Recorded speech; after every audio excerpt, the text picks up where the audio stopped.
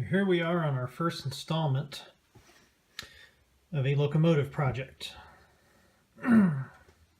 Currently on the roster I have two what would have originally been H10-44s. In my era of the mid to late 1960s, those units would have been upgraded to H12-44s with multiple unit connections.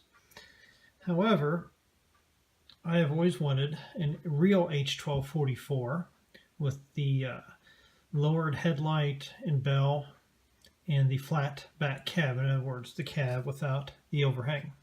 And so that's what this project is going to be. I have a shell that I got from Walthers, although they sent the wrong one. This should be the shell with 5 grab irons on the front, all up on the engineer's or left side as you're looking at the shell. So rather than mess around with Walthers anymore, I'm going to make a template and drill my own grabs and put my own grab irons in. I'm also waiting on the sill or frame to come in. I think that may still be at the hobby shop. They moved in the midst of ordering this, so that may be a little hidden. So anyway, I'm waiting on that to come in. And here from Custom Finishing Models, I got their H10 to H12 conversion kit. That basically has the sand filler, the little piece right above my thumb that goes on the cab. On the end of this sprue right beside it is a new headlight. And on the top here, this big piece right here, this big one, that's going to go on top of the unit. H12s of this style did not have the notch on top, as you see there. That was all smooth, so that piece goes on there, and that'll be old school cut, file, fit, file, fit, file and fit a few hundred more times, and then putty it and sand it and do that a few times. You get the idea. This unit will get stacks on the exhaust holes here. There'll be some trim work done here. Those didn't have this on there. That was cut flush with the steps. The back of the cab will be cut flush as well. There will also need to be some louvers added to the louvers, such as these right here, or vents added to the shell. And that will be done with Archer 3-dimensional decals. I've never used these before, so, well, there you go. Always a first time for everything. Got lots of other parts from Walthers for the shell. Got my railings, got my doorknobs, windows, got a cab interior. Got the all-weather window, which is really good. Need that with this engine. Currently I'm waiting on a bell on an air hose, even though the frame from Walthers comes with one. It's kind of a cheap, crappy plastic looking one. I like the metal ones from Detail. I think it's Details West I'm getting it from. Yeah, Details West. For the chassis, this is a direct current chassis. Runs very well. I've cleaned the wheels up and tuned it. It's going to get a Tsunami 2 Fairbanks-Morse decoder. I'm anxious to compare this to the one that came in my other, my number 772, which has the factory installed Tsunami decoder, which is okay. I'm still not thrilled, although it's better than the QSI in my 780 unit. If I really like this Tsunami 2, then chances are I'm going to convert the other two to a Tsunami 2. I decided on this over Lock Sound because the Lock Sound decoder, I would have to load the sound in, which means I got to spend money and buy their programmer. But it also, at this point, does not have full throttle to it. So I have decided to go the Tsunami 2 route and do that. Now, so that's where we're starting. As I go along, I will record the video of this as of my progress as I'm doing things. I will then, when this project is done, I will put all the videos together into one long one and post to my channel. Of course, you'll know that when I post this. So anyway, until next time. So here we are on day 2 of the H12-44 project. I've yet to give the engine a number at this point. Day 2 being November the 30th of 2017. As you can tell, I've got the metal casting glued on the top to fill in the notch. Obviously, there's going to be, as you can tell, some more filing and puttying and filing to be done there. Also, I got the headlight casting shaved off, and I filled it with the clear plastic dowel that fits in there as the lens. I took my razor saw, sorry, I was looking at something. I took my razor saw and essentially cut a sliver off of that. If I can get a decent shot here, kind of see it in there. A sliver off of the, here, let me do better than that. The sun's playing havoc. Here we go. Okay, so as you can see in there, I cut a sliver off that headlight lens, about the thickness of the shell, and then glued it in with liquid cement. So now everything needs to dry before I can do any more body work. So on the nose here, we got to finish and get that hole pretty much to become invisible, because there's going to be orange there. Or no, wait, that'd be black. My fault. Well, it's still going to show. But anyways, we'll get that sanded smooth and invisible. We'll get that nose piece to look like it was molded on. The door will have to be lowered, so we'll sand the door down further. And that'll be a little bit of a trick. Then we have to drill an 1/8 of an inch hole and put the headlight casting from the custom finishing models conversion kit in there. And I'll have to get an MV products lens to fit in that. So there's that part. Here we are, still on day 2 of the H12-44 project. While the hood work I've done on the hood, the glue is drying, I decided to turn my attention to the cab. I've got an untouched cab from another shell and the one I'm working on, and there's the obvious difference. And this is, to me, one of the most telling differences of the H12-44 versus the H10-44. And that is the removal of the cab overhang, as well, I'm going to file the point here, as well as the removal of some of the side pieces here, where the walkways are in front of the cab. All the curve is gone, all right angles. This is trimmed off and sanded flush with the walkways. You can also see that this little lip along the bottom goes the whole length. It is filed off starting at the walkways. So what's left to do to the cab, once I glue the end steps on, I'll have to cut a little piece of plastic to go on the end. I will put little vertical plastic pieces, and then I'll use my Archer Louvre decals, 3-dimensional decals as I call them. And there will be louvers that go along here, real small ones. As far as the back of the cab goes, that's pretty much just add the parts that come with the shell.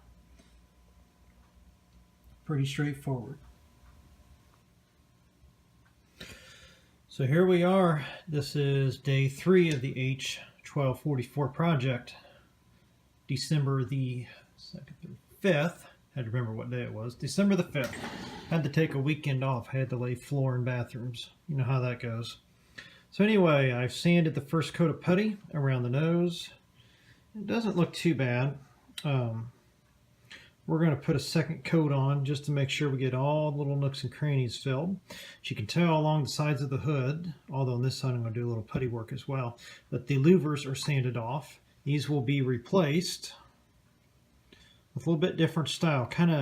There'll be 2 pairs of narrower louvers about the width, let me get my hand around here, about the width of the doors here. Those will go over the doors, one there, and then another one there and there. Much different than the original shell. And then clean up around where I shortened the door a bit, a little bit of a gouge. Again, good old putty will come in handy. And then the hood will pretty well be ready for the Archer Louvre decals. The job left on the cab, I need to add some vertical pieces of styrene along the bottom here, and in between those will also go louvers. So that's where we set on day 3 of our project.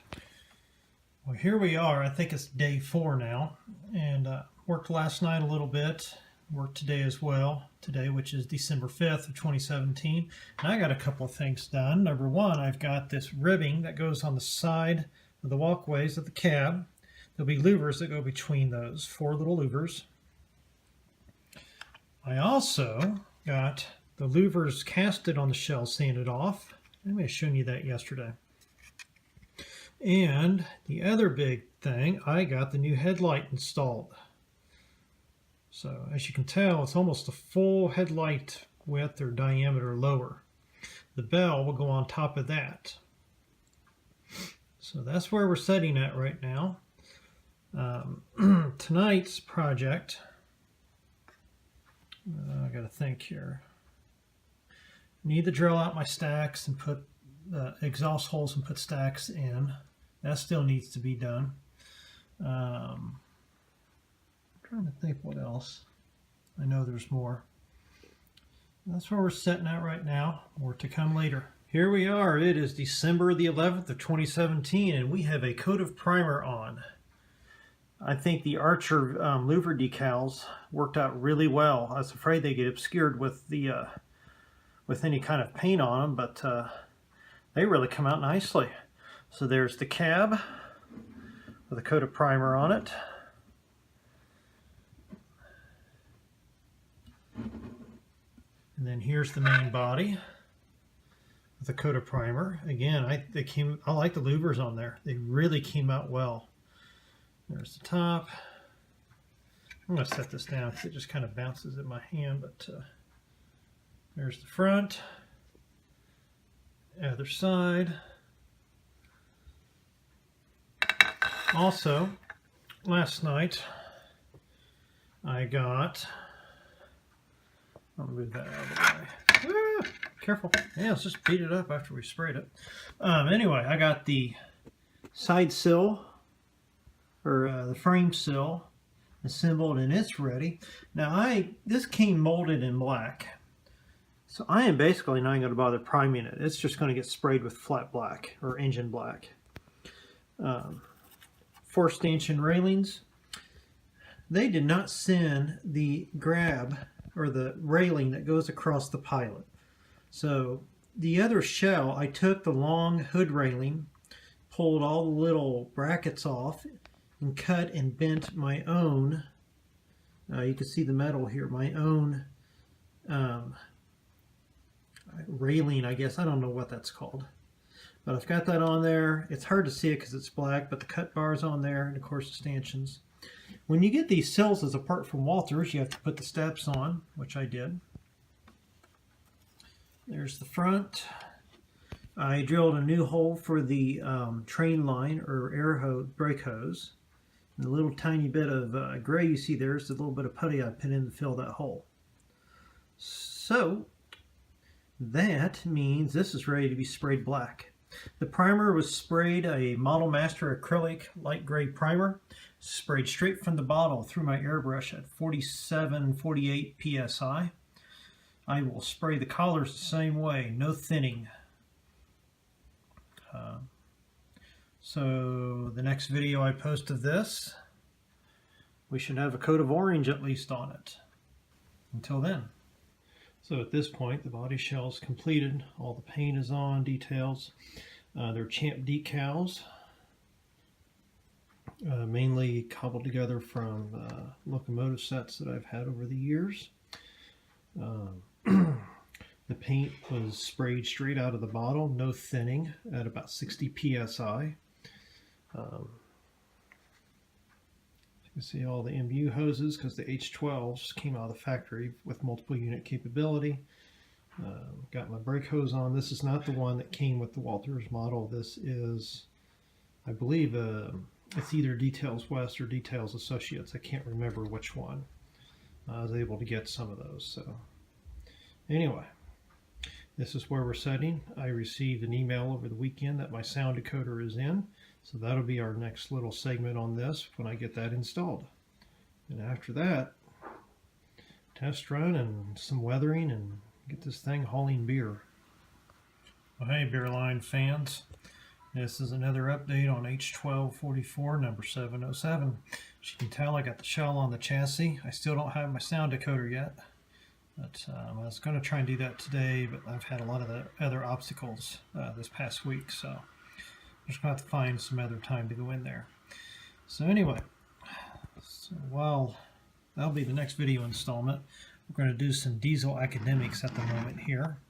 I've got seven 7.2 to do comparison. And as you can tell, you can see the difference on the front of these. So here you can see the notches in the hood, whereas over here it's smooth.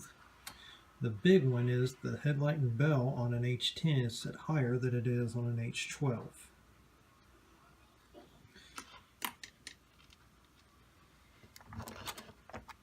Now as we look to the sides of the units, you can tell in the cab you have the radius corner here, as well as the overhang, and this extra bit of, well, probably was sheet metal or whatever it was on an H12, that's all squared off. Big difference. Oops, sorry about that. And we'll take a rear view look here. You can really see the difference in the cab here. Of course, you got the overhang, no overhang. So there you go. Next video, we're going to have sound and probably some switching action. Next time. Well, we have a major milestone. The sound decoder is installed, the Tsunami 2. We've got it all set up and it finished run. And I'm going to go ahead and start getting all these wires neatly and tidied up. And get the headlights secured and get the body shell on and start trimming the speed out. So anyway, we are moving along.